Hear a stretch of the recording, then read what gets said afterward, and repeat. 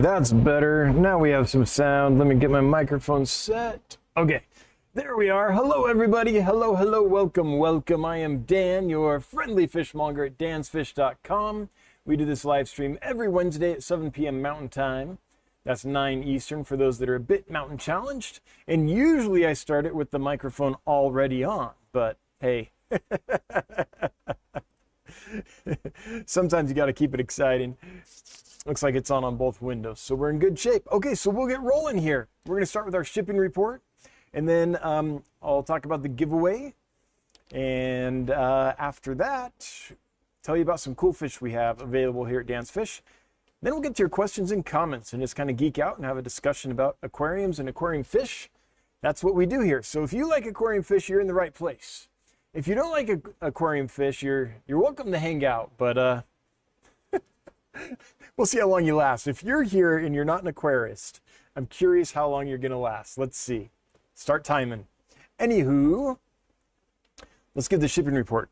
We are at 98 point... Oh, I want to make sure I got the right one. Hang on. I think that's the wrong one. Here it is. Ah, there it is. Here's the right one. We are at 98.85% shipping success. That means that 98.85% of the fish that we have sent out in the last 12 months have arrived alive and thrived for our customers. That's how we manage that number. That's based on customer feedback. We had an issue this last shipping week. There was an order of Corridor stir-by that did not do well. I suspect, I don't know this for sure, but my guess is that they probably got overheated in the box. That's the only thing I can think of. We've shipped many Corys from that batch, from that tank, and they've all done really well. We haven't had many problems at all with them. And so for an entire order, a good part of an order to have a problem like that, I think there was probably a temperature issue, which is my fault. I'm the one that assigns the heat packs to each order. And I do my best, and usually I nail it, but every few months I make a wrong call and we get, a problem like this, but almost never. So that's my guess as to what happened. But besides that, almost everything arrived in good shape. There's a loss of one or two here or there, but very few. So it's going pretty well. This is one of the trickiest times to ship fish, and you're like, what are you talking about? It's nice outside. Like a lot of parts of the United States, it's nice and warm. Why would it be tricky to ship fish? Well, the reason is I have to figure out what their temperature range is along their entire trip to you. From me in Wyoming to Billings, Montana, to Louisville, Kentucky, to wherever your hub is, and then to your house. So there's a lot of variables. And all over the United States right now, the weather is changing rapidly because the seasons are changing. And so every now and then I just make the wrong call. And I think that's probably what happened with that order. But almost everything's arriving in good shape. So I think we're doing okay. Just wish I hadn't made the wrong call on that one box, right? That's, oh well. We do our best. What else can we do? On that note, though, something that would help us to do even better would be temperature reports, especially if you're receiving fish from us tomorrow. If we send out fish for you today and you're going to get them tomorrow, I would love it if you would let us know at hello@dansfish.com. That's HELLO at dansfish.com. What the temperature was when you received the fish. Like the temperature of the water in the bag. What was that? We're shooting for the low to mid 70s. The last couple weeks, a lot of fish have been arriving in the upper 70s to low 80s, which is okay. But because that's been happening, I kind of held back on heat packs this round. So today was the first day that I've shipped fish without a heat pack since winter started, since the weather cooled off last, I don't know, November, December, whatever. And then the other boxes, if I would have normally sent like a 60-hour heat pack, they probably got a 40-hour heat pack instead. I'm just trying to edge off the heat a little bit and see if I can nail it at that low to mid 70s Fahrenheit number. And the reason I like that number is because fish are exothermic. So their body's the temperature of their environment, right? They're cold-blooded animals, basically, like a lizard or a snake. And so their metabolism is ramped up according to their temperature. And they're fine at the upper 70s to low 80s. But I'd prefer them a little cooler than that, so their metabolism isn't quite burning so fast, so they produce less waste, they respirate less, and the environment they're being shipped in therefore stays stable longer because there's less stress put on it because the fish has less of a metabolism. So that's why I like that low 70s to mid 70s number. And I'm perfectly happy with upper 70s. Once I start getting in the low 80s, that's okay, but I don't want to go much above that. So here in the warehouse, all the fish are kept at 79 degrees, but you know, they're not in a little traveling pouch with a little water and some air where the environment can shift based on their metabolism. So, you know, that's the factors I'm trying to figure out. So I held back on some stuff. I changed a little bit just to compensate for the heating weather across the United States. In Louisville, the main hub, it's 60 degrees tonight. And so I don't want to put in too much heat because I don't want them to heat up too hot while they're in the layover there in Louisville before they get to you. Now, there are some parts of the United States that are still quite cold. Washington, your weather's cold. Up in the Northeast, still kind of cold in some places. So, you know, in some places I did put in the full amount of heat packs. But I really appreciate the feedback on the temperatures so that as the weather changes, I can make sure that I'm doing right by the fish. And I don't have another order like those corridor stir-by where I think that was probably my fault.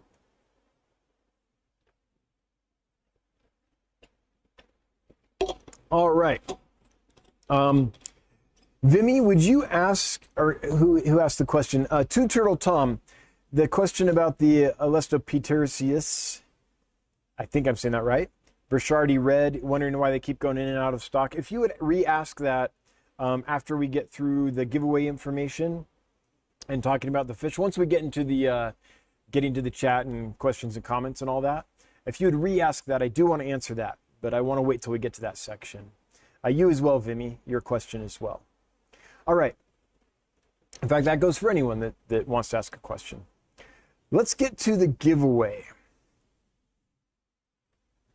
We're going to do 2 giveaways of Goodeids. Today, it's going to be the butterfly Goodeid, or Ameca Splendens, sometimes called the butterfly split fin. And next week, it'll be another Goodeid species, and we'll reveal that a little bit later. A really nice one, a fairly rare one. But today is Ameca Splendens. These guys are fantastic. I've kept and bred and raised many of these over the years. This is the first Goodeid I ever saw, first Goodeid I ever bred and raised, I think. And they've always had a special place in my heart because of that. I think they're really pretty. They're difficult to get on camera to show all their beauty, but a couple main features on them are this nice bright yellow tail with the black submargin that sets off the yellow against the black. And what I haven't captured very well in this picture at all is their iridescence, which this picture does I mean, at least you can see that it's there in that picture. That shows it pretty well right there. But they get this really brilliant iridescence on the scales. And so that, combined with, I think, that nice contrasting color on the tail, makes them a very nice Goodeid. A lot of Goodeids are not really brightly colored, flashy fish. They're not gaudy, right? A lot of them are just plain brown, honestly.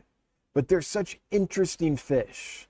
They're a live-bearing fish, but they developed the live-bearing capability completely separately from guppies and mollies and swordtails and platies in those fish. They just did it a completely different way, and several Goodeids actually nourish the babies inside the mother. Kind of like, it's not a uterus and it's not an umbilical cord, but it's the equivalent of that, right? It's an analog to that, where the babies actually receive nutrition from the mother while they're developing in the quote-unquote womb. Most live-bearing fish don't do that. Most live-bearing fish, the mother retains the eggs, but the eggs already have all the nutrition they need. They're they're like a separate system from the mother nutritionally.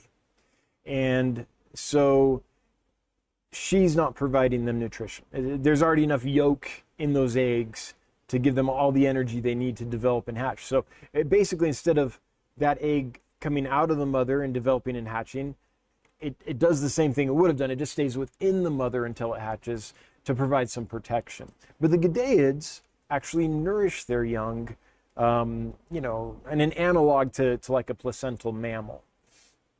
It's not the same. I'm not saying that. It's definitely an analog, but it's interesting that they've developed that. So I think it's a fascinating group of fish. Also, almost all of them are endangered. They're analogous to like the pup fishes, those killifish from the southwestern United States and Mexico that come from really small habitats, really limited habitats. A lot of the Goodeids are in the same situation, and a lot of them are endangered, if not extinct, in the wild. So they're fish that definitely deserve our attention. And to that end, I want to talk about a couple things. First of all, the person who is providing them for the giveaway is Ed Moats from Ed's Aquatic Exotics on Get Gills. So I'm going to list his store here. He has several neat Goodeid type species. So thank you, Ed, so much for providing the giveaway for tonight. I think Cracodon lateralis is one of the prettiest. I just think that's a beautiful print fish. The Black Prince isn't bad. Like, there's a lot of really beautiful. He's got tequilas here with their very bright tails, and Dodroi, which is I think maybe the prettiest, if not top 5 of the Goodeids, with its really nice blues and reds. And the iridescence is not showing properly in this picture. You can see it, and it's no shade on Ed. It's hard to get good pictures of the fish, but in person, this is a really nice bright iridescence. So some neat Goodeids available there if you're interested in some more. But since they're endangered, they're a CARES species. CARES is a program that is dedicated to the preservation of fish. And there are definitely fish in this program and in this hobby that are extinct in the wild. And so it is a way that we can preserve endangered species, basically, just by keeping them and breeding them as a hobby for fun in the aquarium. So that's, if you're interested in that kind of effort, I'd recommend you go to caresforfish.org. I will link that in the chat as well to learn more about that and see how you can get involved. And basically, it's not a ton of extra work. If you're already keeping and breeding a fish that's endangered or critically or extinct even in the wild, it's probably going to be one of the CARES fish. And all you have to do is keep doing what you're doing, but just like sign up so they know that you have it, and so that you can get in touch with other people and exchange genetic stock to refresh genes and that kind of stuff. So that's the CARES program. There's also the CARES Facebook group. I'll link that as well. And specific to Goodeids, there's a few groups, but the one that Ed is involved with and asked if I would share is this one, the Goodeids and Rare Livebearers group. So that's the one I'll share, since Ed is providing these fish for the giveaway, and this is the one he's involved with. So so there you go. Some places you can get more information about how you as a hobbyist can make a difference just by doing what you already love. Again, it's not really extra work. It's just notifying people and maybe keeping a few records of how many you have and how many you produce, so that we have a sense of what's available, not what's available, what's being preserved in the hobby. And if someone needs fresh blood in their stock, they can refresh their lines. So I think it's a really worthy effort. Okay, so we'll get to the Nightbot in a second. Let me close these extra windows though, because I don't want, let's see, I did share, oh, I didn't share Ed's store, did I? I'm looking at the links I shared. I think I forgot to share that one. So let me pull that one up again real quick. And you can find it just by going to getgills.com, clicking on stores. scrolling down until you see Ed's Aquatics right here, and that's Ed's store. I'm just going to link that in the chat, because when someone does something nice and donates stuff for a giveaway, I want to say thanks. So thanks, Ed. Okay, now, if you would like to work with this fish and be entered to win it in tonight's giveaway, enter hashtag SplitFin in the chat. Hashtag SPLITFIN. SplitFin is another name often used for the Goodeids. And it's because the one way to sex them is to look at the anal fin, and on the males,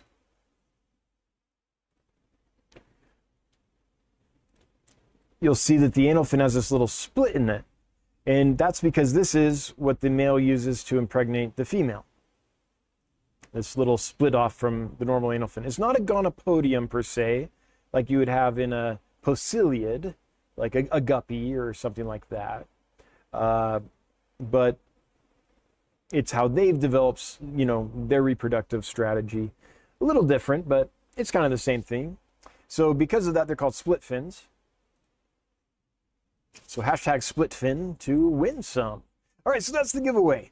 The next thing I'm going to do before we get to questions and comments is show you some cool fish that we have recently listed. And there's one here that I'm super stoked about. I'll show you last because I don't have a picture of it yet, so I'm going to have to show you a picture separate. But it is listed for sale. So here are the latest offerings. One is Coriodoris equus. We have just a few left. These are different from the other ones we sourced from Aquarium Glacier. These are big adults, and they are sourced from the wild. The batch that we just sold out of was from Aquarium Glacier, but they were purchased from a breeder, a hobbyist breeder in Germany. So I just want you to be aware of that. You know, sometimes people want wild stock, some people prefer aquarium bred stock, and some people, it just depends on the situation.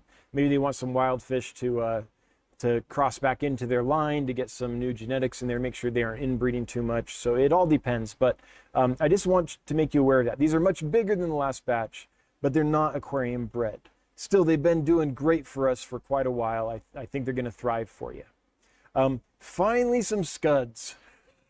People have been wanting amphipods, scuds, forever from us, and we just rarely produce enough because, you know, we have a lot of puffers and other fish that we could feed them to. But we happen to have some now, so we have some scuds. Looks like we've sold a few groups already, have 18 left. Limia tridens. Limias, I think, are the most underrated live bearer in the hobby. They're hardly ever available. They are as easy to produce as platies and, you know, your normal live bears, which are kind of the easiest fish, I think, to propagate in the aquarium period. They're just as easy and hardy. They're just different. They're a wild type live bearer. They have really interesting color and antics, and I don't know why they aren't produced more in the industry, but they aren't. So they're a little hard to find. But here we have a few of those available, and tridens is one of the, I think, one of the harder limias to get. Of the ones I have, that's been the hardest one for me to find. Golden tuxedo swordtails. Giant autos, and the group of giant autos we have in right now, I think is the best group we've ever brought in. And they are giants. They're 3 to 4 inches. Usually I get them in there about 2 inches. The ones they sent me this time, I think are the same species, just bigger. I'm not an expert on the giant auto types, right? But I think they're the same thing. I think they're big. So if you like giant autos that are the size of a small Hypensistrus pleco, we've got you covered. And I don't think we've lost a single one. They're doing great for us, this group. Some more flash plecos, looking really good. This group's been rock solid for us. Just a few hummingbird tetras. We don't have many. This is all we have. That's the 15 is the last of them. Well, until I can find more, but that's not going to be till at least June, I think. Some more electric blue jack Dempseys, absolutely stunning little fish. The ones we have are around an inch, maybe 3/4 of an inch. They're going to grow to full Jack Dempsey size. And I do have a tank full of adults that I keep kind of as a pet with my old archer fish. And man, they're gorgeous. Even as they grow, this is not a fish that as it grows loses its color. It just gets more blue as it grows. Some yellow-headed panda angelfish. Some rabbit snails.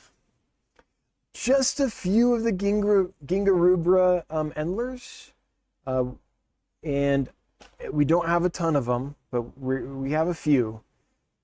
One of the prettiest new strains of endlers, I think. They're just so neat. They remind me of candy. They look like candy. Some Bahia Reds, Geophagus. Some bushy nose. These are bred and raised by Myrick. If you folks know Myrick, often active in the chat here. Myrick works at the University of Wyoming and breeds fish. And so brought up a nice group of these recently. So these are hobbyist bred and raised here in Wyoming, which is kind of cool. That's rare to find. There aren't a lot of people in Wyoming, and there's even less fish keepers. Myrick also bred and raised this light blue guppy. They have this kind of sky blue body. Some have more yellow on the tails, some have more blue on the tails, but they all have this kind of nice sky blue on them. All right, Rivulus ornatus. This one's not easy to find. We only have 2 males, but we have a lot of females. So what we decided to do is sell these as breeding groups. So you get 1 male and 5 females, and hopefully end up with, you know, a whole bunch of babies from that. This is a fish that you don't see very often. Here's the females, and then here's the males. A monoshrimp, tiger teddies. We try to always have these in stock. We've got some colonies that are producing all the time, and then we also bring some in from a breeder in Europe who produces them in more numbers than we do. Some super red crabensis, the Coletti tetra, which is amazing. Really, really beautiful fish. Some more steak endlers. These were originally bred and raised. I sourced my breeders, I should say, from Alexander Engelhart. For those who have been around, you know who Alexander is. And they just kept breeding and breeding and breeding. So I've still got the strain that I obtained from Alexander. Some blonde koi guppies. Toothpick fish. And by the way, our toothpick fish are rock solid. They're a tiny little interesting fish. It's almost like, it's like a tiny little seahorse if it was in the shape of a toothpick. Or kind of like a pipe fish that's just miniature. It's neither of those, but that's kind of what it reminds me of. Just be aware, these don't eat dry foods. They'll eat baby brine shrimp. They'll eat small bloodworms. They'll eat scuds. Like if you put scuds in there, they'll eat all the little baby scuds as they are produced. But if you only feed dry foods, this is not the fish for you. But if you do feed frozen and small live foods, or at least frozen, like frozen baby brine, these are a rock solid fish in my experience and really interesting. Just one of a kind. Electric blue acara and Alestopeters, I can never say it. Alestopetersius. Johnny says it with this like fluid, like flowing, like, you know, upper class accent. I can't do it. Brichardi red. And someone asked earlier in the chat why they keep coming in and out of stock. And it's because we list a group for sale. This is a tricky fish to ship. Of all the fish we ship, this is the one that makes me the most nervous when I ship it. They have a reputation for just being super sensitive during shipping. And so we list some, we send them. If all is well and they do well for the customer, then we list some more, we send them. That's why. This is the same group. We've had this batch for a few months, and we've just been gradually selling it off. But we want to make sure that the person gets them, that they thrive for that customer, and we're out of the woods before we relist. And I'm happy to say almost all the time that's happened. There's been a couple of times we've sent out and it's been a problem. But almost always, they do well for us. And one problem we had is we had to treat them for worms. What? I don't remember when. It's a couple months ago, something like that. We had sold a bunch, and we went to ship them, and we're like, wait, there's some dead in the tank. That's new, because they had been fine for quite a while.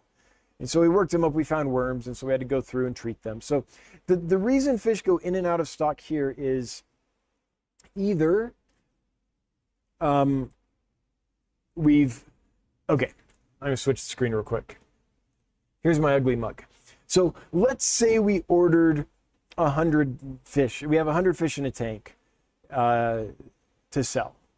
Well, we're not gonna list 100 because if something went wrong, we want to be able to cover that. It doesn't, it very rarely does, but if it did, we'd want to be able to make the customer whole.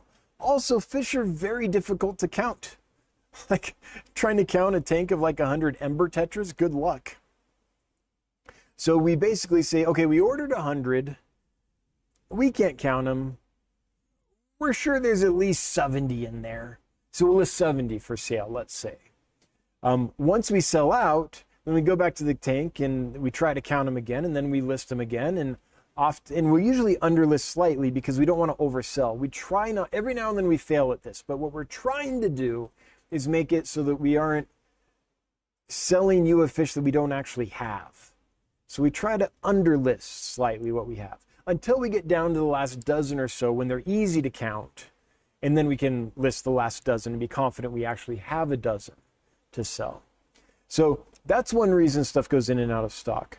Or it could be we just got 100 and they sold out real quick. This happens with actually quite frequently, where we get a batch of fish in, we list it, and it sells out sometimes within minutes if it's a fish people have been wanting for a long time. When the dwarf red-tailed eels finally come back in stock, I still haven't been able to get any. I'm working on it. Trust me, I try. I contact that source every month and say, please. But when they do, those will sell out in 5 minutes. There's certain things that sell out really quick. So that can happen as well. And then we have to, wait till the next group comes available to sell. Sometimes fish straight up get sick, and there's a fish down. That's new. Oh, tomorrow there's another one down. Well, we better look at these. That doesn't seem like just a coincidence. It seems like we're getting into a pattern. And so if we start having a batch of fish and have more than one loss, like it's been 3 days, or like today there's 3 down, 2 days ago there was 1 down, something's going on, right? Or we just see something on them that makes us, sometimes, at this point I can not always, fish hide their illnesses pretty well, but I can often look at a tank and just be like, they're not acting quite right. Let's take them off the website until we can be sure they're okay. So that's something we do as well. The worst is when someone's bought some fish and we discover that there's something wrong right before we send them, and we have to contact them and be like, I'm sorry, we don't have the stock that we sold you. And that's not from overlisting. That's from, I shouldn't say that. That's rarely from overlisting. We're really careful not to overlist or oversell, I suppose. But when something unpredictable happens and the fish's health is suspect, or sometimes it's straight up like, something's going on. Sometimes we know there's a problem. I can see ick on that fish, right? That can happen. Then we have to notify the customer and say, I'm sorry, we can't send you those. Or I suppose what's worse than that actually is when someone buys a fish and everything seems fine and we send them out, and then a day or two later they develop a problem, or the problem advances to the point where we can actually see it with our human eyes and notice it. And it's like, oh shoot, did I just send someone sick fish? Like that can happen as well. And then in which case we take them out of inventory till they're all healed up again, and then we relist them. So those are the reasons I can think of for fish going in and out of stock. Some of it's just inventory management and the difficulty of doing that with live animals. And some of it is, oops, there's a health problem here. We better fix that first. So the one thing that you can know from us is if we suspect a fish is unhealthy, we just won't send it. We will email you and say, sorry, we can't send your order, or this part of your order has a problem, we're sorry. Or we'll send the part that is fine and then refund you the rest plus the shipping associated with them. Like there's, you know, we do that kind of stuff. We just, whatever we do, we're hell bent on not sending a sick fish. Now, stuff gets by us sometimes. We're not perfect, we're human, and I'm not a veterinarian. So every now and then stuff gets by us. But 98.85% of the time, as of a couple hours ago, over the last 12 months, stuff has got to where it's going alive, and as far as has been reported by the customers, thrived for us. Sorry, thrived for them.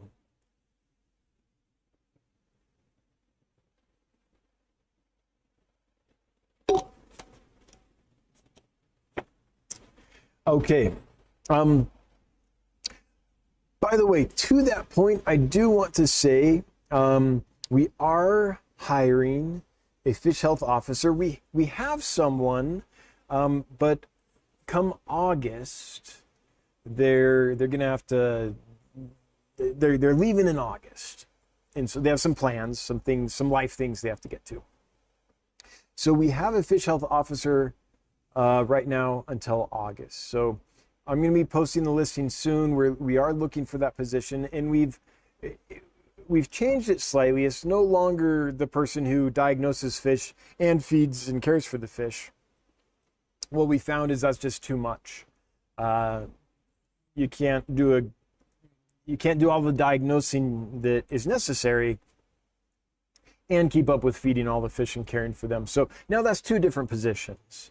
And we have someone diagnosing the fish, and we have someone else feeding the fish and caring, you know, making sure they have the right environment and all that stuff. So we split that position out. So if you're a lab rat and you like working with microscopes and are comfortable with that, and you know, something like a veterinary technician or a lab technician, someone that's worked in biology or animal science, that's kind of like the ideal thing, that kind of training and mindset.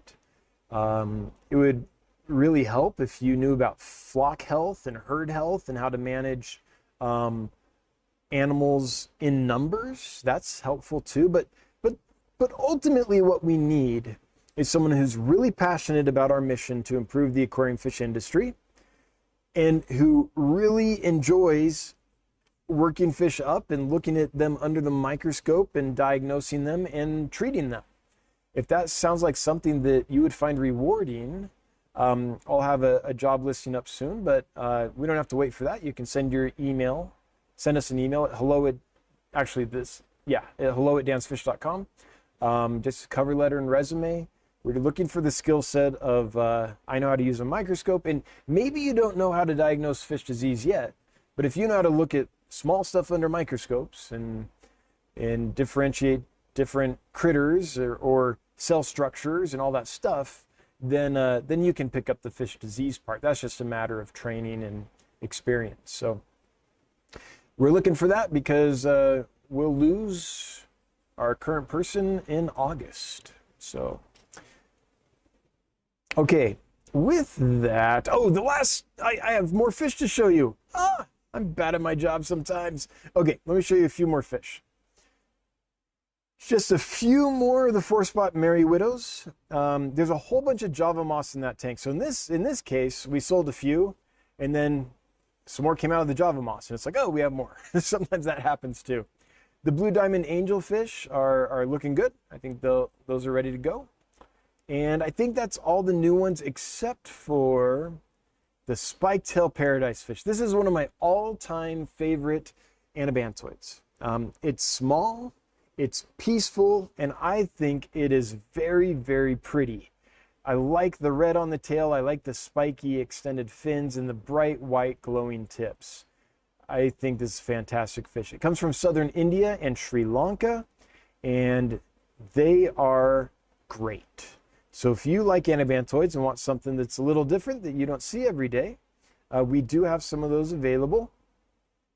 Since I don't have a picture yet, they're kind of at the back. So you go to page 3, scroll down, and here they are.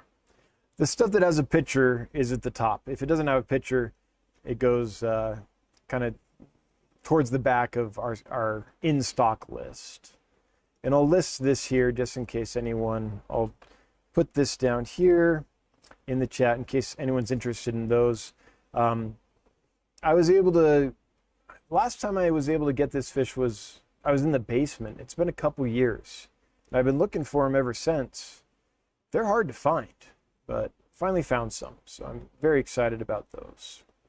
Okay, that's enough for me. It's been 36 minutes of me rambling. Whoa. Jeez. How do y'all put up with that? I guess okay, there's 360 folks here. Thanks for being here, folks. If you wouldn't mind taking a minute to share this out with someone who you think might enjoy this type of content. We're always trying to grow the channel, and the more people we get in the chat, kind of the more lively and exciting it is. So if you wouldn't mind sharing this out, I would much appreciate it. Gonna get to your questions and comments now, but before I do, I want to thank the moderators because they show up every week. They volunteer their time. They ask nothing in return, and they just do this to help the channel, help me, and to help the community. So thank you. I very much appreciate you folks. So what I'm going to do is I'm going to go here and scroll up as far as I can, which is here. That's the first. I can't go further up than that. And the first comment is here from Chevy Fish. So I'm looking for these bright orange boxes where someone has typed @DanceFish or #DanceFish or DanceFish, because I know when those pop up that you meant for me to see that and respond to it. So Chevy Fish says, I still have my scud line that I got from you years ago, Dan. Thank you so much. Hey, I'm glad to hear that. Hopefully they're producing for you a lot and you're getting lots of food for your fish. Any Amazon puffers on the menu, says Nathan. Nathan, I hope so. We still have not figured out what's going on with the ones we have. The ones that we have, they're eating, they appear healthy in every way, I think, except for their body condition. They're skinny. And a lot of them will eat, but not eat a lot. And we still haven't figured out what's wrong. So it's a puzzle we're still trying to put together. And I'm loath to bring in more until we've figured this group out. So I don't know how long it'll take, Nathan. But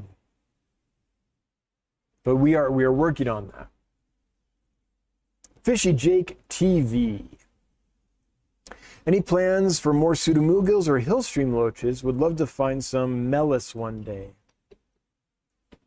Well, Fishy Jake, I've successfully brought in pseudomugil Melis a couple times, and I do plan to bring some more in. Hopefully, they would be available around June, mid-June. I don't know that. I can't promise that, but I know someone that breeds them, not in massive quantities, but occasionally have some available, and I'm in contact with them right now, seeing if I can get some more. So I am trying to get Melis. I've also been able to bring in reticulatus, I think once. But hopefully some Ivant Sophi will come in. Hopefully some Gertrude, like RU4s. I really like that one, will come in. What else? That's the main ones for now. Luminatus and Fricata. But Melis I am working on. Hillstream loaches, let's see here. I want to bring in Lepidogaster. I want to bring in some more of the red tail hillstreams. And that's another thing I'm working on right now. But keep in mind, it's not an instantaneous thing when you're trying to source and import hard to find fish. It takes a while, but I am working on it. Okay, scrolling until I see, what's the next one? Mike! Heiko Blair confirmed there is a fourth oh, I know how to say this, but it's not going to come out of my mouth right now. Charodon?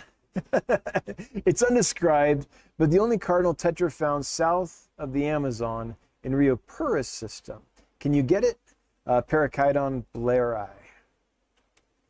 I haven't ever seen it listed, especially if it doesn't have a species name.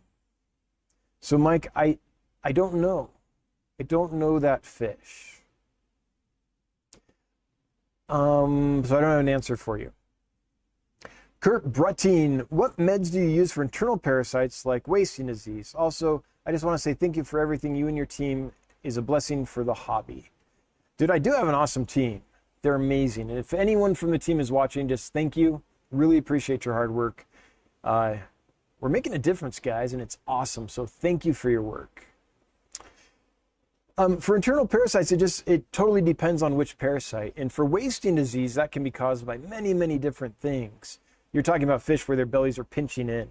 That could be worms, that could be protozoans, that could be viral, it could be bacterial, it could be lots of things. But if you are not in a position where you have a veterinarian around you, an aquatic veterinarian who can diagnose the issue and be like, oh, found the exact disease organism, here's how we treat it, then what would I do? And if there were no outward signs to indicate which thing was causing the problem, I think I would probably do, we do a soak pretty routinely of, and by the way, I'm not a veterinarian. I'm just telling you something that we do here when we find fish that have similar symptoms. Although now we can often identify exactly what the organism is. But before that happened, I would do a soak of praziquantel, metronidazole, flubendazole, and salt. That's what we generally would use in a case like that, because that's going to cast a wide net, and hopefully we catch the problem. So I think that's what I would try first. If I didn't see improvement after that was done, give them a little while. Are they eating now? Are they gaining weight? And by the way, when you're trying to recover a fish like that, feed it yummy stuff. Feed it like frozen bloodworms or brine shrimp or live daphnia or something that it's really going to enjoy eating, provided it's a fish that isn't not like Tropheus that will straight up die if you give them bloodworms sometimes. If that didn't work, then I give them a little break so that medication could clear out of their system and clear out of the aquarium water. And I would just give them time to see if they're now eating and recovering. And if not, I might try levamisole, because that treats a different class of internal parasite than most of those other meds. And I think those things would cover most bases if it's one of the more common internal parasites, but could be anything. Like, there's a vast array of things that could cause that kind of symptom. So, Spinster Sister, can 5 Inca 50 Apistos live in a 40 breeder? Yeah, I think so for sure. I have a female darting in and out of her cage, tail whipping and standing on her head against everybody. Is she guarding eggs? She could be guarding eggs or wrigglers, or she could just be claiming that territory in preparation for that event. But she's definitely got plans, for sure. Yeah. But yeah, I think 5 Incas in a 40 breeder's just fine. I would have lots of habitat, lots of different options for caves and retreats and hiding places. On one side, the other side, the middle, lots of different little territories, line of sight blocks and stuff like that. And I think they'll be just fine. We keep them in 40 breeders and it hasn't been a problem. Amy Green, will you get any, Solosi Mabunas. Chidongo. They've changed. Back when I was doing Rift Lake cichlids, they were all pseudotropheus, pretty much. Solosi, I know that fish. I like that fish. I'm going to stay away almost entirely from African Rift Lake cichlids for the foreseeable future. Maybe when we build the expansion, on our warehouse. Like we can double the size of our warehouse pretty easily. We've been planning on that, having that ability since we first thought of building this thing. So we kind of built half the warehouse, and we can build the other half and expand, double our space when it's prudent to do so. Once that, and I don't know when that will be, we have to be guided by the data and the expenses versus sales, and there's a lot to consider. But once that happens, we might do a section for Rift Lake cichlids. Right now, though, it seems like the Rift Lake cichlid corner of the hobby is pretty well served. A lot of hobbyists breed those fish. They're around. The industry breeds them in large numbers, and there's a lot of people that sell them. So I've dabbled in Rift Lake cichlids a little bit, and I have not found there to be a market for them. But it might be one of those things that the market isn't going to come to you if you're just dabbling. Maybe you have to have a critical mass of that kind of fish to attract that part of the market. So I don't think dabbling really works. Let me give you an example. These guys.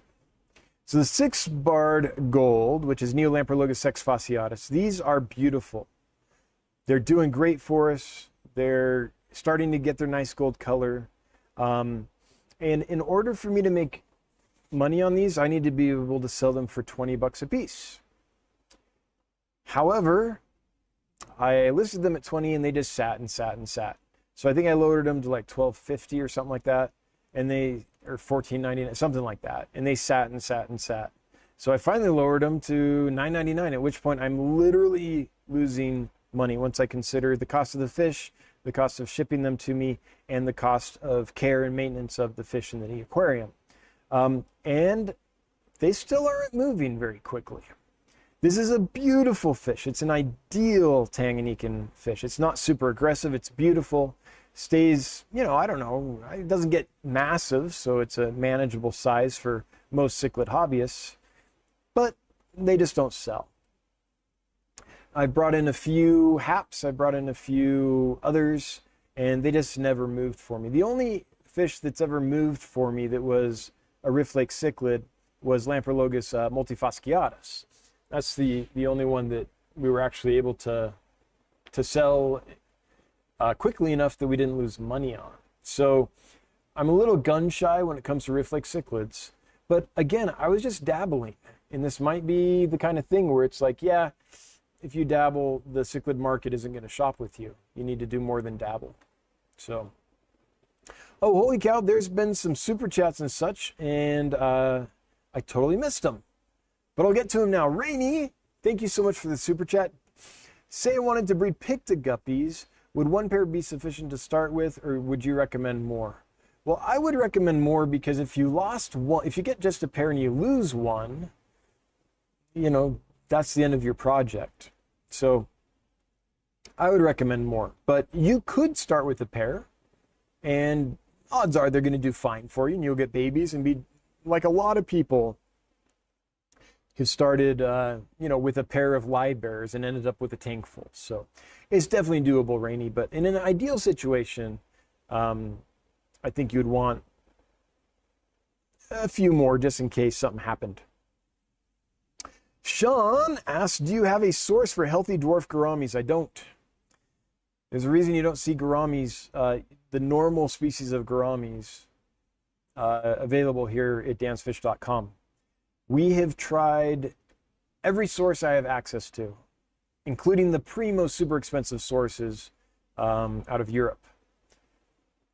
We have yet to find a source of gourami that is free of iridovirus. So that's dwarf gouramis, that's pearl gouramis, that's honey gouramis, that's, you know, it's too bad because I love those fish so much, but the only ones that we brought in and had success with were the moonlight gouramis, and those took like a year to sell. Like, no one wanted them. I think they're beautiful. I think they have a nice subtle beauty, like a moonlight serenade, but the customer base did not agree. So I'm still looking, Sean.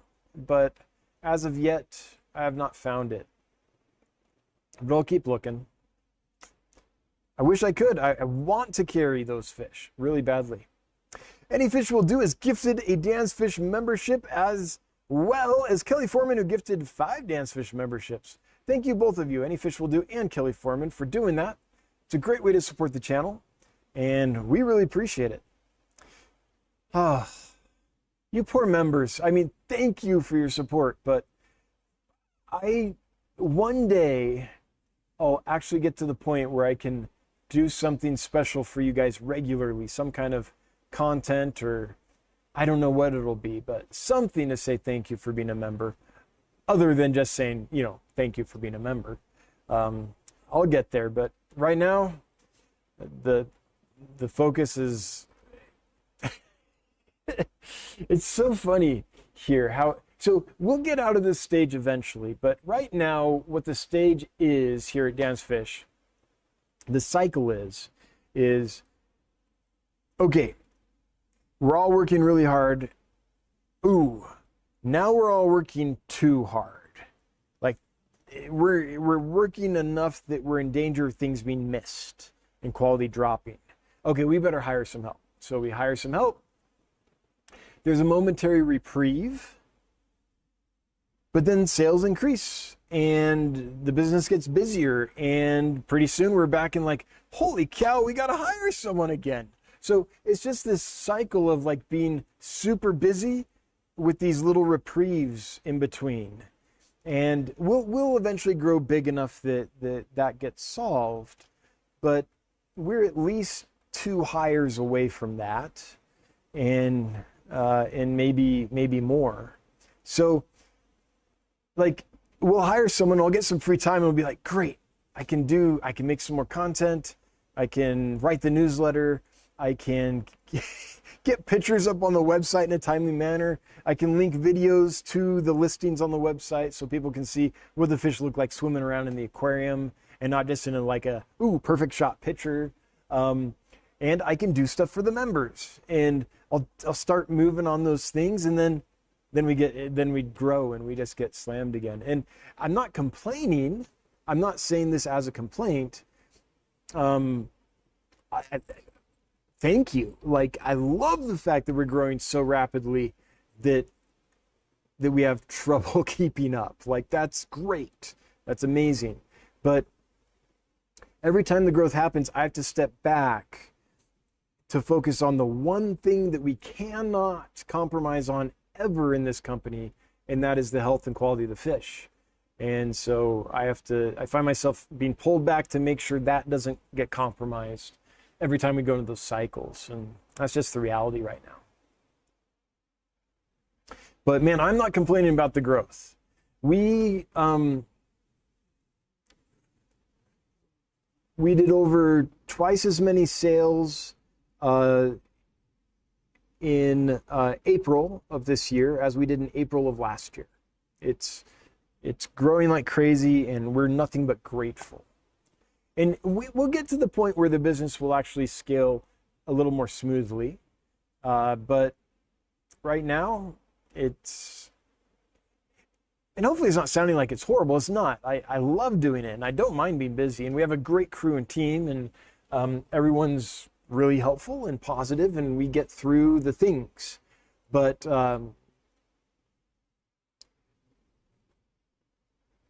and now I forgot where I was going with that. So anyway, I probably beat that horse anyway. So let's move on to Huck, who is now a member of the Fishmonger crew. Thank you so much, Huck, for joining up. Really love to see Dan's Fish growing and improving the hobby. Best livestock ever. Hail the Dan's Fish crew. Well, hail right back to you, Huck. Thank you so much. Thanks for the support. Much appreciated. Melody Rose has joined up as well. And Big Steve's Glassbot Creations has gifted another Dan's Fish membership. That's like the 3rd or 4th week or 5th week, or I don't know, several weeks in a row now. So thanks, Big Steve. All right, now that I'm caught up on that, I'm going to get to the next comment in chat, which is Fishy Jake TV.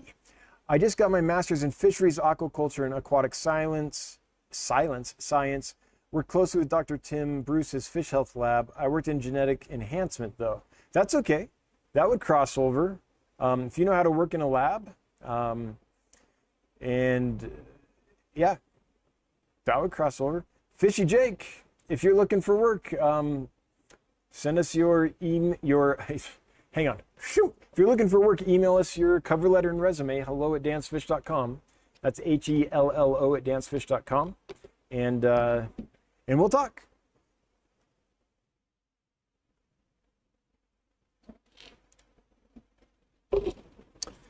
That's like an awesome degree, a master's in fisheries, aquaculture, and aquatic sciences.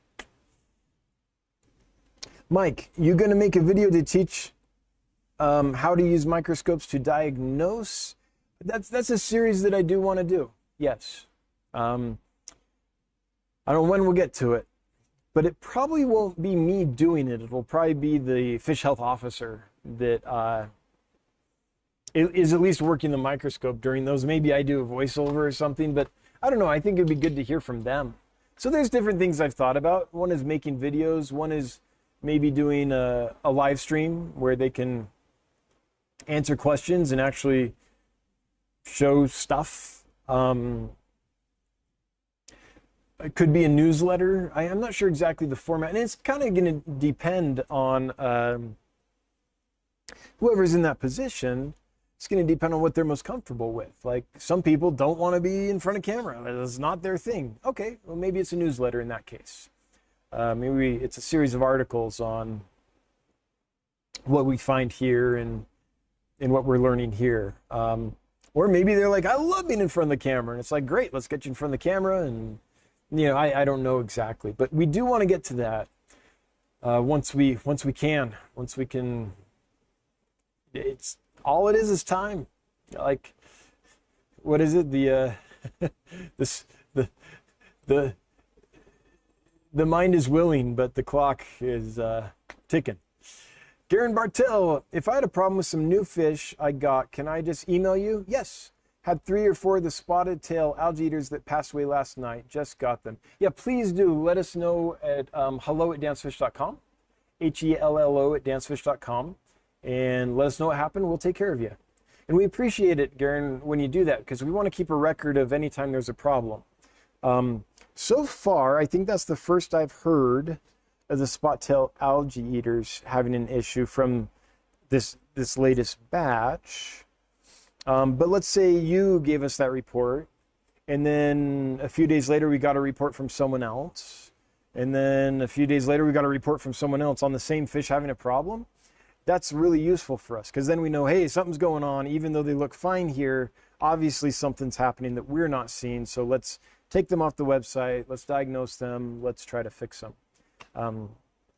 Out of curiosity, Garen, did you happen to take the temperature when they arrived? Did I screw something up there? Did they arrive really stressed because I screwed up heat packs or something? Mario Velasco, I found a planaria in one of my tanks. Should I expect there to be more? How do I get rid of them? You should expect there to be more. And how do you get rid of them? I don't know. I've never had a planaria problem that I can remember. So I've never had to do it. I know there's medicines specifically for getting rid of planaria. I think they might be prazi-based, praziquantel, but don't quote me on that. So I'm really not sure. But also, planaria are the same function as snails. They're scavengers. They eat excess waste. They kind of clean up. They're a cleanup crew. So if you don't like them or whatever, you know, sure, get rid of them. But if you don't mind them, they're actually probably doing your tank a service. The same function as a snail or another scavenger. Kate Hull, what do the blue diamond angelfish look like as adults? A lot of pics online look doctored. Let me go over the pictures of those. Blue diamond angelfish. I have seen them so far look like this when they're juveniles. The ones we have in look like this. Mostly blue with diamond scales and a few black stripes. Here.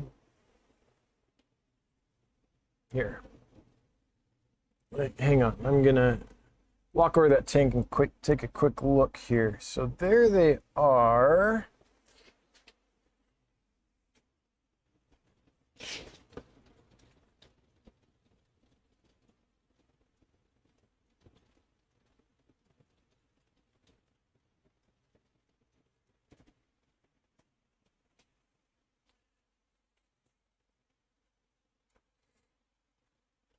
What I would say is the blue's pretty consistent. It's a nice, like, light sky blue.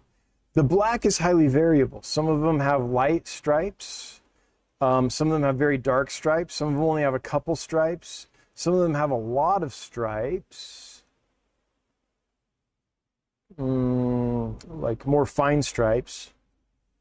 One of them in there appears to be a half black. I'm trying to find, oh, like, something like this, kind of those more stripes, but with the blue. Oh, I'm not sharing that. Sorry. Some of them look almost like this, without the lace, but, you know, more of the finer stripes that are really kind of dark. This one doesn't, this is not a blue diamond, but the striping looks like a few of them. So I would say the striping's variable. The blue color is pretty consistent. The diamond scaling is pretty consistent. That's how I would describe them. But an accurate blue, I think this here, this kind of sky blue, this nice and iridescent, I think that's pretty accurate.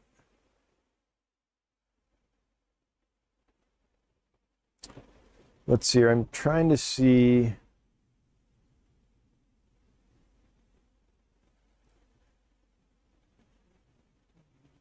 Yeah, I think that's the most accurate picture that I'm seeing right there.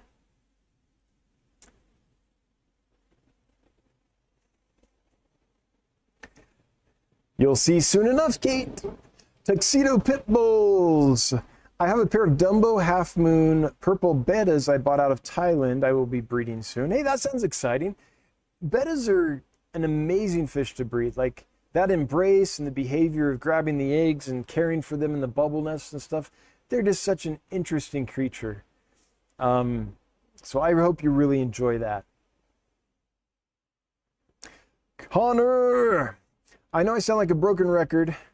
Can I assume next couple of months the plan is getting true L173s in? Connor, I looked into that with the breeder, and I did not bring them in this time because they're even more expensive than last time. So they're twice as expensive now as they were last time. And last time I had to sell them at, can't remember, was it 350 bucks or 400 bucks, something like that. So now they're twice as much, and I was just like, I don't, that's just a lot of money to ask someone to pay for a pleco. So I chose not to bring them in this time. Thanks for asking again. And this is new information as of, I don't know, just a few days ago. So the breeder does have some available, but the price they're asking now, and I think it's because these are probably larger, that's my guess, but geez, they're expensive. So I just didn't see the customer base. Here's the thing, it took long enough to sell the true 173s last time at whatever the price was. Was it 350 bucks? I can't remember exactly, 400 bucks, something like that. And it took quite a while to sell those because it's not everyone that, you know, is going to buy a fish like that. It's a limited number of people that want to work with an expensive, rare hypocistrus like that. And so then I was like, well, it took that long to sell them at that price. If they're double that price, ooh. So it just didn't make sense for me to bring them in. I'm sorry, I wish I could, but I don't think it's the right call this time. Maybe next time he'll have smaller ones and I can get them at the more reasonable price. I mean, it is 400 bucks reasonable, but beats 800. The other thing is,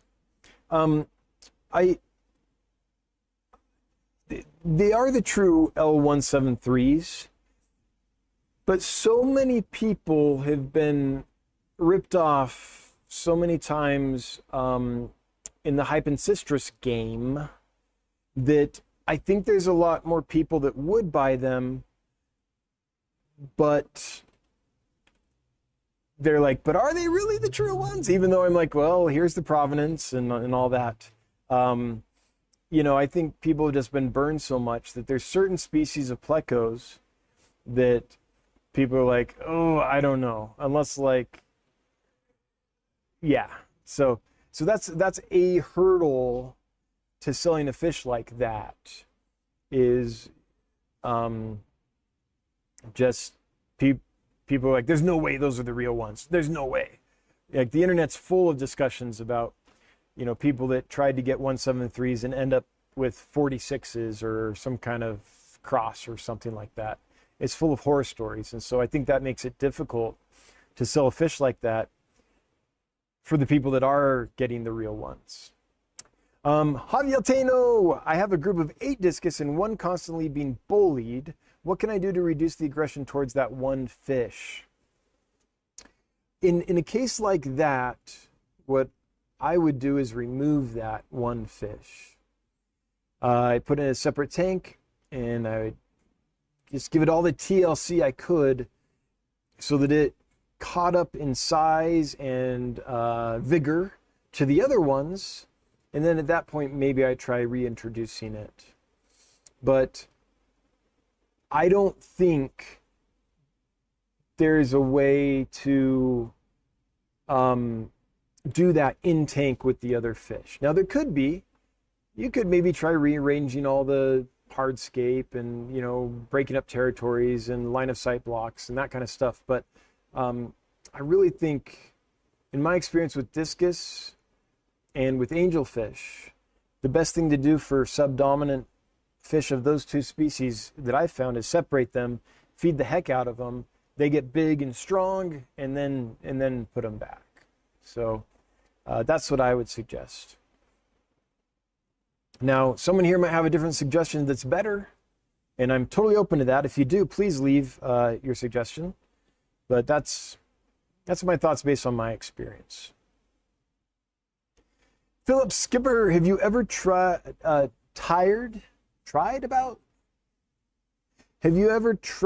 sourcing some of the relatively new blueberry snails? That's new enough that I haven't, no. But I have my eye out for them. I haven't actively tried to track them down, but I'm keeping an eye out for them now. That's where I'm at in that process. I do want to bring them in. Mr. Michael Lamb, what kind of parasites do you look for in wild autos? Everything. Like we're open to whatever we find. So we have the ability to find all kinds of stuff. And so we don't come to a fish with a, you know, expecting to find any specific thing. We just do the examination and see what appears. So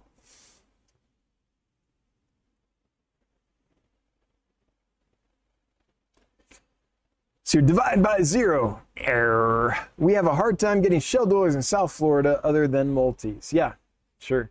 They're out there. Let's see. I think, let me see if there's any right now on Get Gills. There often are.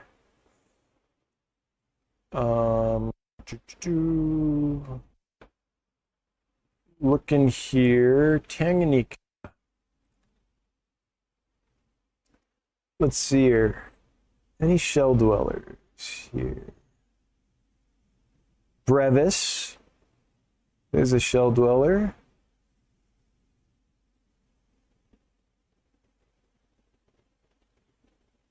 Or Helianthus, a shell dweller? I don't remember.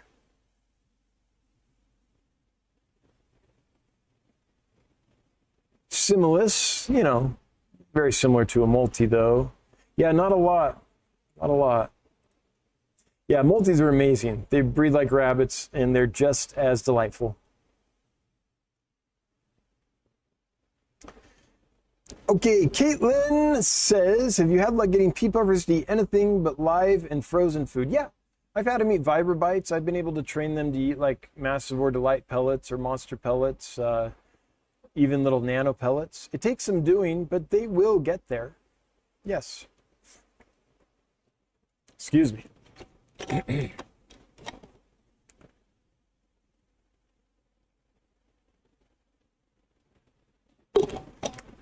All right. Sorry, I had to wet my whistle there. Ryan asked, can chocolate gouramis get that disease? I have one gold in a tank with a few chocolates. I assume so. I think most aquarium fish can get a rhinovirus. It just seems that gouramis come in with it preloaded. Now, I will say chocolate gouramis are less likely to come in with it.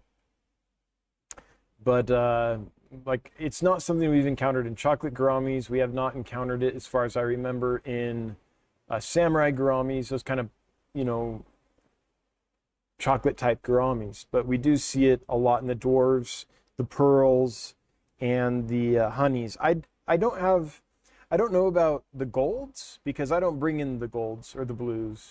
They get, you know, fairly large and a little aggressive, and you can find them in your average big box store. So that's not a fish that I've ever brought in. So I don't know anything about the gold gouramis. Natalie B, are corridors equus difficult to breed? They're my dream fish, and I'm saving up my ducats. I love that you use the word ducats. How Shakespearean of you. Natalie, I have not bred them, but when I was at the Keystone Clash, there was someone there that had a whole bunch for sale. I think they were like, oh, it was such a good deal. I think they were selling them for like 20 bucks a piece or something. And they had bred and raised all of them. And I had a discussion with him, and according to that breeder, I wish I could remember the name of that booth so I could refer you to them, but I don't. Anyone at the Keystone Clash, do you remember that booth? When you walked into the vending room, it was like on your right, along the windows on the right in that room. But he said they're not difficult to breed. His secret is to simulate a dry season. So basically, he'll take a few weeks where he doesn't feed much, doesn't change the water much, all that stuff, simulate the dry season, and then he'll feed really, really heavy and do large water changes. And that's how he got his to breed. And that's a standard practice for quarries. So I don't know myself, but talking to that breeder, that was what they did. Timbo, tanking it easy. Do you have any tips that could help hatch more gardener eye killifish eggs than just a few? Yes, peat moss is your friend. So let me find this. Mosserly.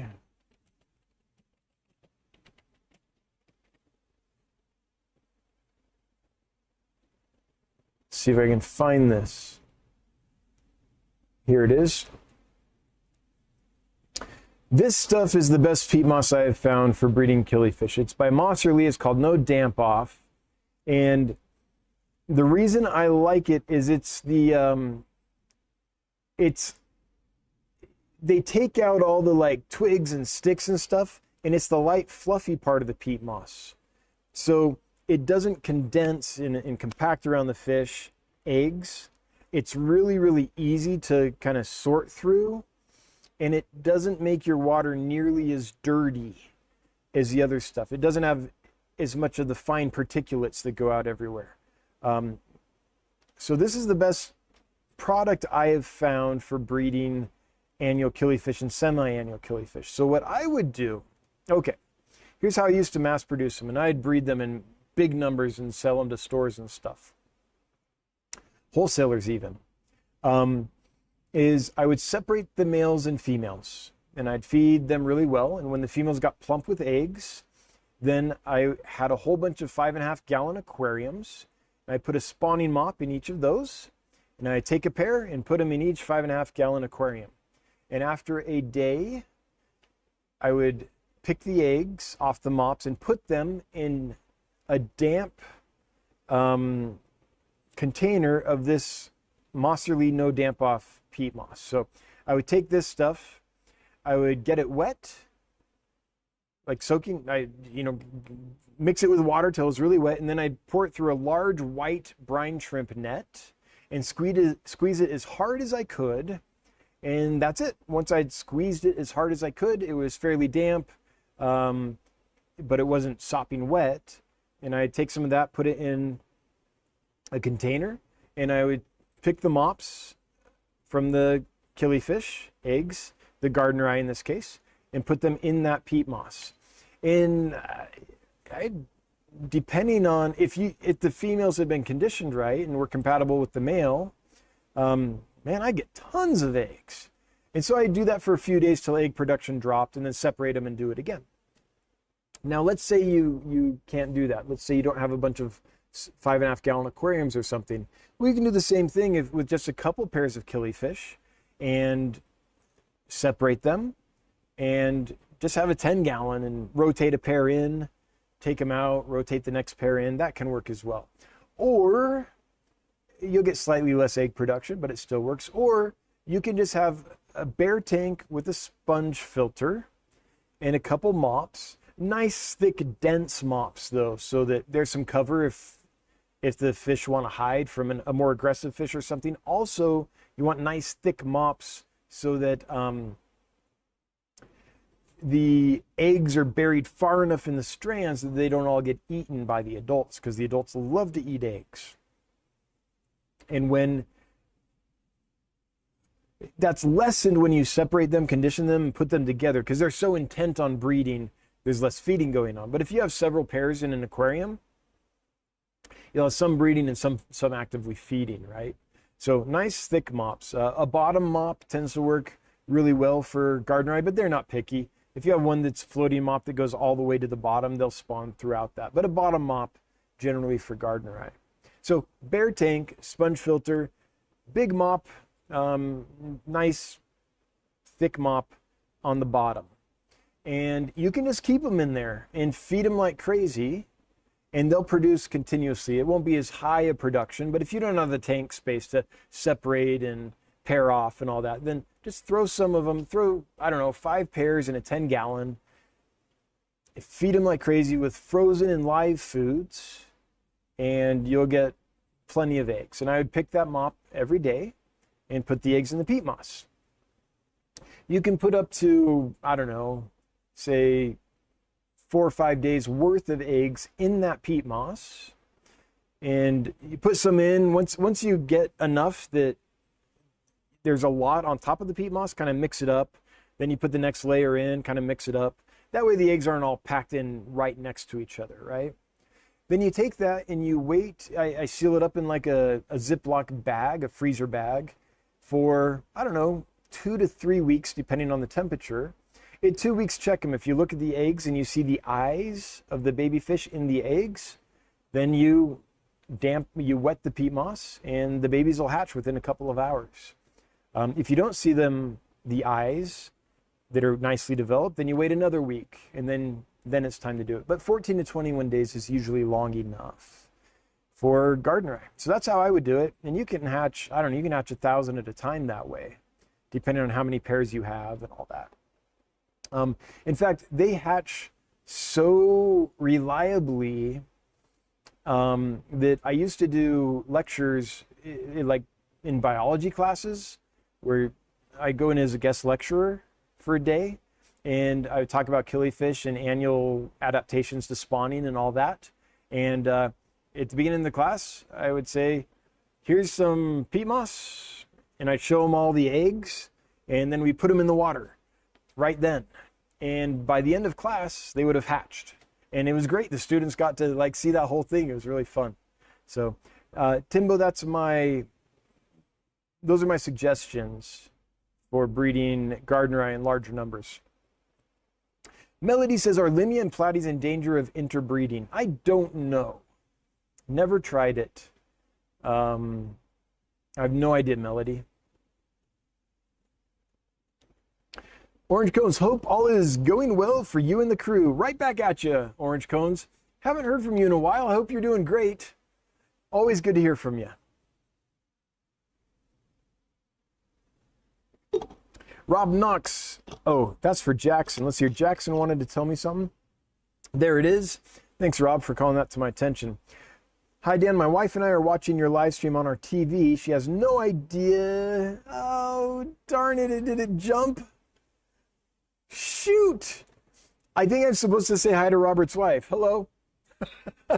I'm guessing that's where that was going, but chat cut off right before I could read the rest of it. Oh, that's so bad. So bad. Anyway, hello, Robert's wife. I'm guessing that's what I was supposed to do.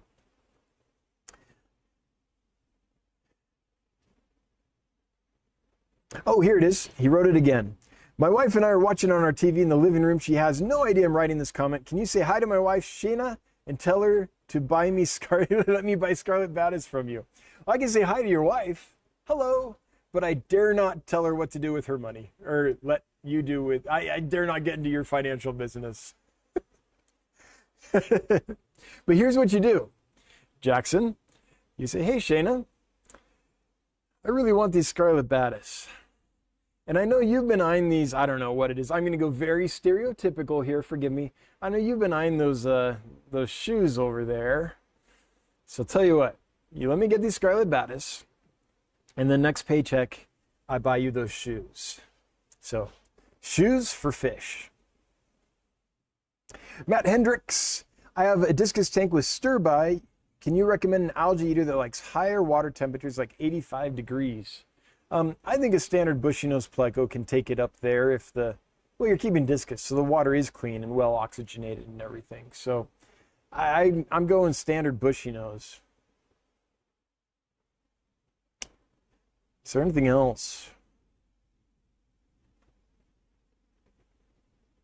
I mean, they breed the standard bushy nose by the bajillions in Thailand and Indonesia and stuff, and I am positive they're up in the mid 80s over there certain parts of the year. So I think that could work.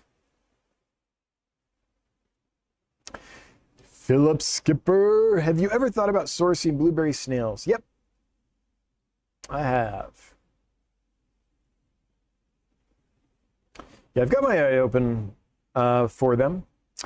Fluffy Cow Aquatic says, I just moved the Mikolji Oscar 7-inch plus, fat and sassy. Awesome. I'm glad to hear that the Oscar's doing well for you. That's great. If anyone deserves to have a fish named after them, it's Ivan Mikolji. Spinster, is the red tucked lyre-tail swordtail a male or female that is up for sale? Trying to remember. I don't remember off the top of my head. Would you email us, Spinster? hello@dancefish.com, HELLO@dancefish.com, and we can go over and take a look. Off the top of my head, I don't remember.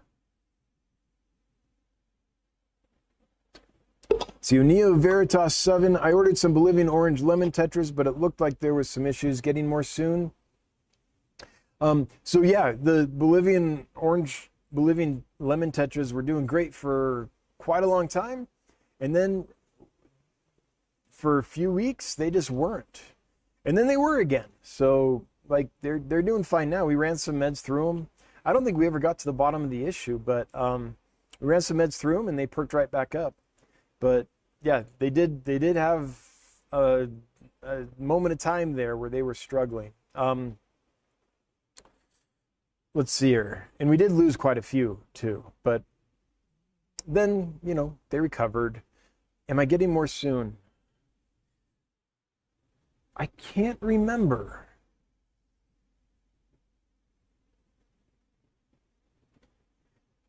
I placed an order with that breeder, but at the time I placed that order, we still had several of those tetras. So I don't think I ordered them. We sent sold out, so I should have ordered them, but I have no way of predicting that. Like, I don't have enough data. Like, it's really funny. That's a fish that I could sell hundreds and hundreds and hundreds of within a few weeks, and then none for 6 weeks. And then I'll sell 30, and then I won't sell any more for 2 weeks. And I haven't figured out the the cadence of the market when it comes to that fish yet. So Neo, I can't remember if I ordered them or not, but I don't think I did because we still had stock a couple weeks ago when I had to place that order. But I don't remember for sure. Bugsy Craft works. Can you tell me about pygmy sunfish? Yes. They're the most amazing little native fish ever. The one thing about them that you have to know is they don't eat dry prepared foods very well. They do, but it takes forever to train them to that. You can, I've done it, but it's hard to do. So frozen foods are great, live foods are great. They like bloodworms, they like brine shrimp, they like the standard small frozen foods. Besides that, I generally treat them kind of like killifish. Small aquarium, sponge filter, not too much movement. You don't want strong current in the aquarium. And a big clump of Java moss in the corner, and they're happy. They're absolutely beautiful though. When those males color up, and by the way, once they settle in, they're colored up often, especially if there's other males or females around to display for. Yeah, they're pretty cool. First, last, have you ever seen trout Goodeids jump? I lost one of mine a couple of days ago. I haven't, but I keep really tight lids on the tank. Johnny kept his colony out in ponds, and I don't think he had any jumpers. But I'm not surprised. Like, any fish can jump. Even like a Corridor's catfish can jump. A pleco can jump. You wouldn't think they would, but every now and then it happens. So, but I wouldn't consider trout Goodeids jumpers.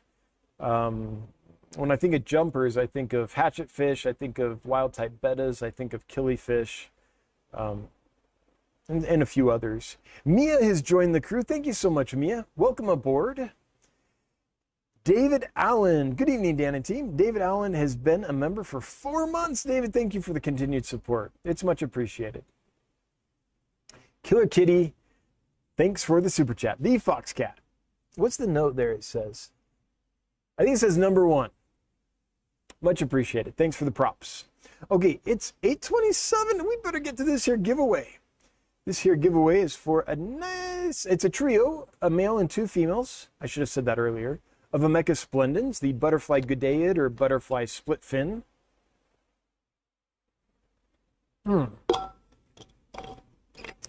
Provided by Ed Mosser, who has a store on Get Gills called Ed's Aquarium, I believe it is. Anyway, it's linked earlier in the chat. And the winner is, let's see here, we have 256 people eligible. How many folks are watching? 391. That's not too bad. And the winner is B Squared. Hey, B Squared, you have won. You have 2 minutes. I'm going to set a timer. You have 2 minutes to chime in. Let us know you're here. 2 minutes Google timer. All right. Timer's ticking. If you haven't chimed in 2 minutes, then you forfeit your winnings and have to draw somebody else. So please do.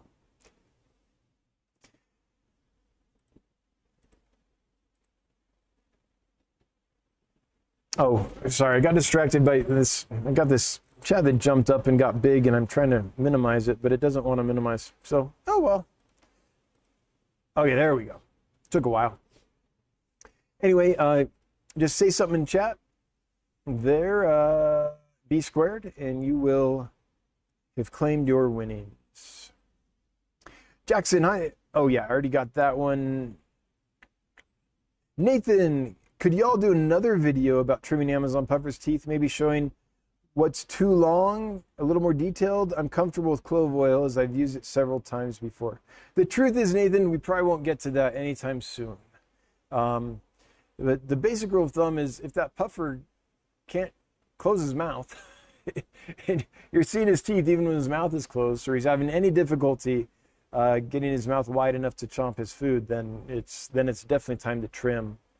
But we're having trouble making any videos right now, and that isn't one that that has really high viewership, so it's probably not really high on our scale to do it. Because I think Johnny did a pretty good job on it, honestly. It says pretty much everything we know what to say. Jack, I have missed the answer. I may have missed the answer, but I have 5 snow white bristlenose arriving on Tuesday, and I'm wondering if there's anything special you do for them that I should replicate. No, not at all. We treat them just like a normal bushy nose or albino bushy nose or super red bushy nose or whatever. We house them the same. We feed them the same. this strain has proven pretty darn hardy, so I think they're gonna do well. I would have some cover for them. Bushy nose like a lot of flow. When they're collected in the wild, they're coming from rivers with quite a lot of current, and enough current that it's got big river rocks in it because everything else has been swept away. So you don't have to do a ton of current in the tank, but if the other inhabitants in the aquarium can take a decent amount of flow, then I would put some current in there for them. They'll need some cover. It never hurts to have a piece of wood in there for them to chew on between meals, and feed them a nice variety, and don't forget the veggies, and they should do just fine for you. Okay, let's see. Hey, there it is. B Squared has chimed in. I'm here, so excited. All right, B Squared, congratulations. You have won a trio of Edward Moatz's Ameca Splendens. If you would email us your first name, your last name, and your email address, we will forward that to Ed and get you in touch with him so you guys can schedule the shipment. That's it for today. I want to thank everybody for being here. Thank you to my moderators for keeping the chat running smooth. Really, really appreciate you folks. If you're a member of the channel, I so appreciate that. If you gave away memberships, thanks for giving those away. That's awesome. If you threw money at us, thanks for the super chats. If you were active in the chat, maybe you answered a question, helped someone out, thanks for being active and participating. If you weren't active in the chat, I still love you. Hail the Lurker Nation. If you're watching on the replay, hello from the past. And if you're listening to the podcast, thanks for listening. With that, I'm going to sign off. We'll be back next week, same bat time, same bat channel. Till then, I really hope you have a good week. Bye-bye, everybody.